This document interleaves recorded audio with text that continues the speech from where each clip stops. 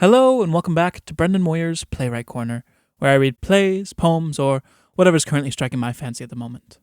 Today we're going to be reading another one of W.B. Yeats' plays called The Countess Cathleen, written and or published in 1892. The persons in the play are Seamus Rua, a peasant, Mary, his wife, Teague, his son, Allele, a poet, the Countess Cathleen, Una, her foster mother, and two demons disguised as merchants, along with some peasants, servants, and angelic beings. The scene is laid in Ireland and in old times. Scene 1. A room with lighted fire and a door into the open air, through which one sees perhaps the trees of a wood, and these trees should be painted in flat color upon a gold or diapered sky. The walls are of one color. The scene should have the effect of missal painting. Mary, a woman of 40 years or so, is grinding a quern. Mary. What could have made the grey hen flutter so? Teague, a boy of 14, is coming in with turf, which he lays beside the hearth. Teague. They say that now the land is famine struck, the graves are walking. And that is not the worst. At Tuppervanach a woman met a man with ears spread out, and they moved up and down like a bat's wing. What can have kept your father all this while? Teague. 2 nights ago, at Carrickhors's churchyard, a herdsman met a man who had no mouth, nor eyes, nor ears, his face a wall of flesh. He saw him plainly by the light of the moon. Mary. Look out and tell me if your father's coming. Teague goes to the door. Mother! What is it? In the bush beyond. There are 2 birds, if you can call them birds. I could not see them rightly for the leaves, but they've the shape and colour of horned owls, and I'm half certain they've a human face. Mother of God defend us. They're looking at me. What is the good of praying, father says? God and the Mother of God have dropped asleep. What do they care, he says, that the whole land squeal like a rabbit under a weasel's tooth? Mary. You'll bring misfortune with your blasphemies upon your father or yourself and me. Would God that he were home. Ah, there he is. Seamus comes in. What was it kept you in the wood? You know I cannot get all sorts of accidents out of my mind until you're home again. Seamus. I'm in no mood to listen to your clatter. Although I've tramped the woods for half a day, I've taken nothing, for the very rats, badgers, and edrogs seem to have died of drought, and there was scarce a wind in the parched leaves. Teague. Then you have brought no dinner? After that I sat among the beggars at the crossroads, and held a hollow hand among the others. Mary. What did you beg? I had no chance to beg. For when the beggars saw me, they cried out they would have no other share their alms, and hunted me away with sticks and stones. Teague. You said that you would bring us food or money. What's in the house? Bits of mouldy bread. Mary. There's flour enough to make another loaf. And when that's gone? There's the hen in the coop. My curse upon the beggars. And the last penny gone. And the hen's gone. What can we do but live on sorrel and dock, and dandelion till our mouths are green? Mary. God that to this hour has found bit and sup will cater for us still. Seamus. His kitchen's bare. There were 5 doors that I looked through this day and saw the dead, and not a soul to wake 'em. Mary. Maybe he'd have us die because he knows, when the ear is stopped and when the eye is stopped, that every wicked sight is hid from the eye, and all fool talk from the ear. A stringed instrument without. Seamus. Who's passing there?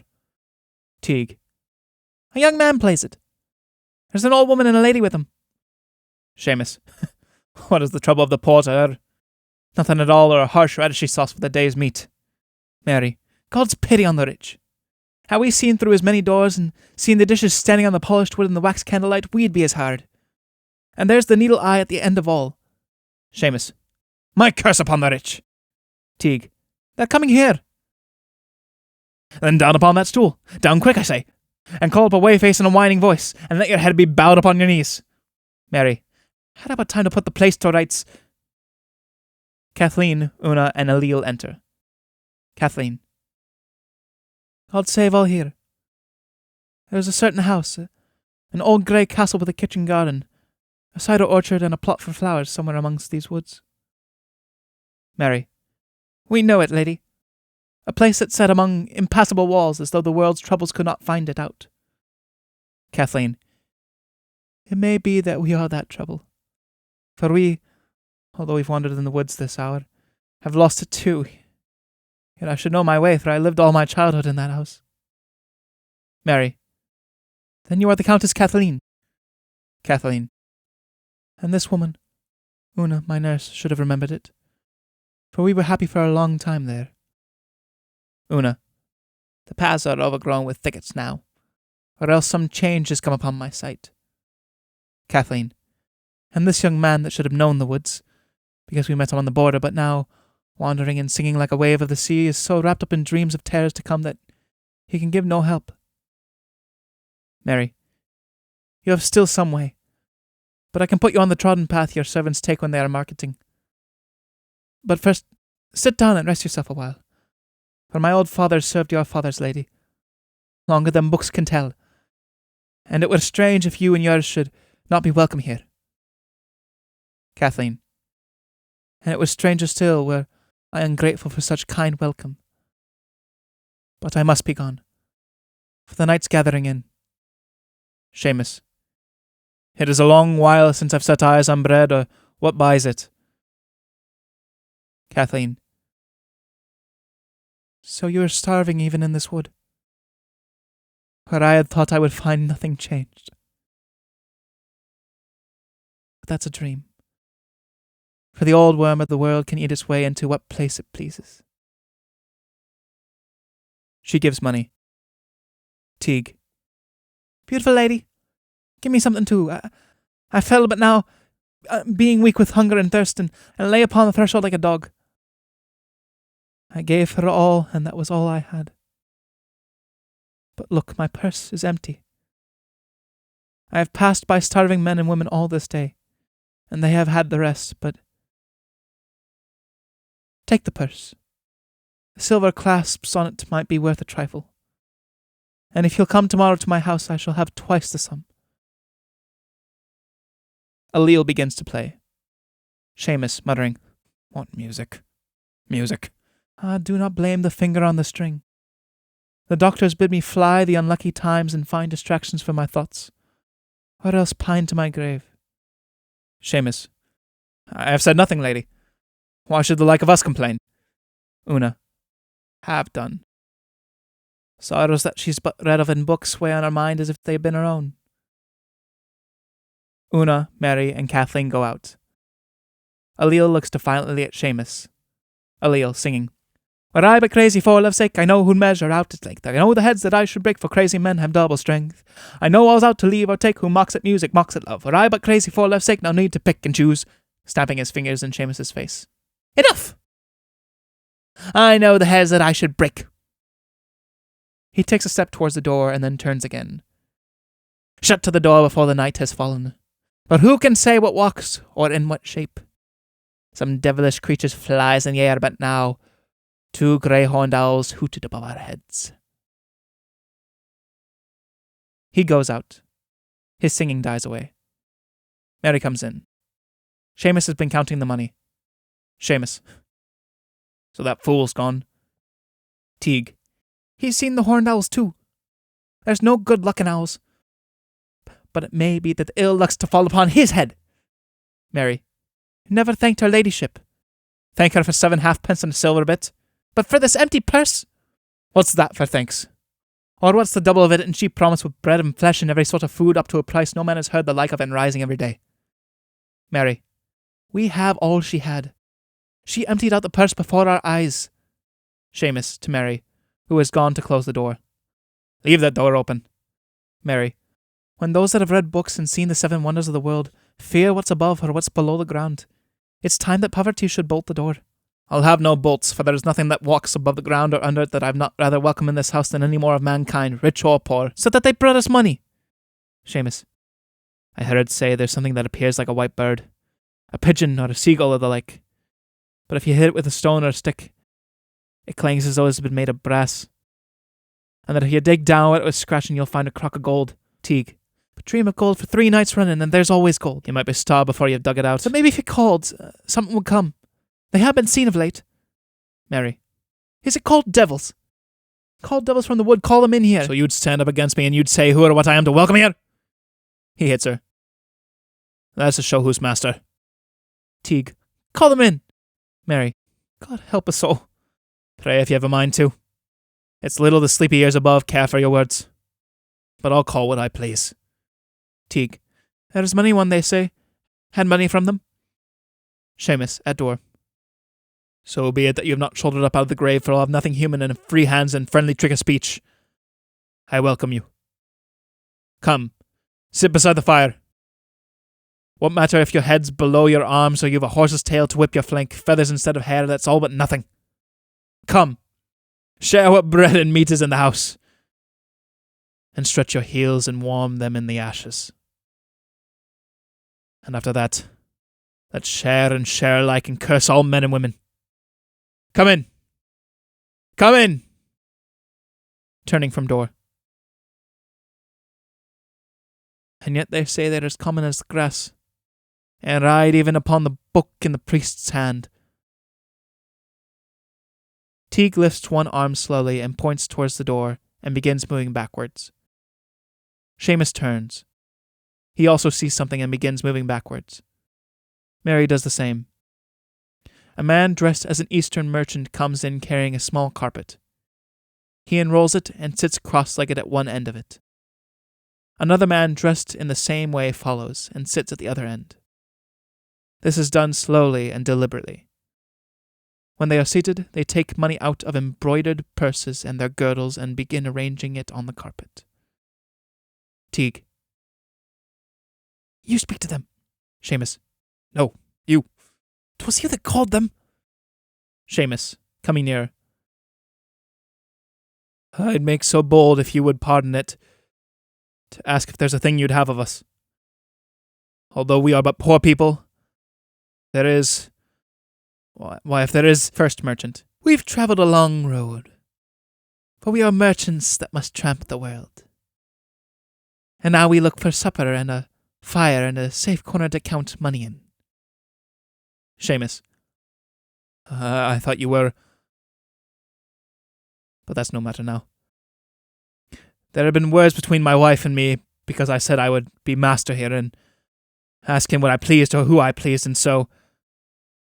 But that is nothing to the point, because it's certain that you are but merchants.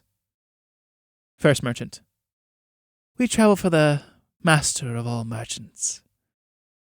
Seamus. Yet if you were that, I thought but now I'd welcome you no less. Be what you please, and you'll have supper at the market rate. That means that what was sold for but a penny is now worth 50. First merchant, arranging money. Our master bids us pay so good a price that all who deal with us shall eat, drink, and be merry. Seamus, to Mary. Bestir yourself. Go kill and draw the fowl, while Teague and I lay out the plates and make a better fire. Mary. I will not cook for you. Not cook! Not cook! Don't be angry.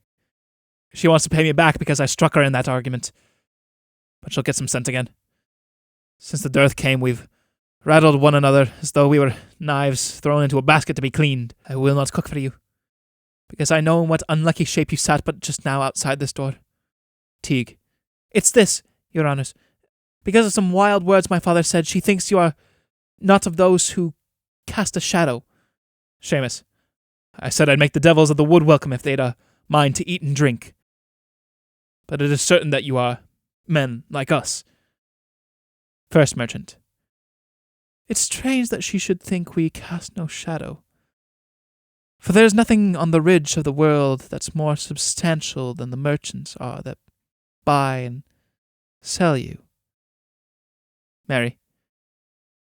If you're not demons, and see what great wealth is spread out there, give food or money to the starving poor. First merchant. If we knew how to find deserving poor, we'd do our share. Mary. But seek them patiently. First merchant.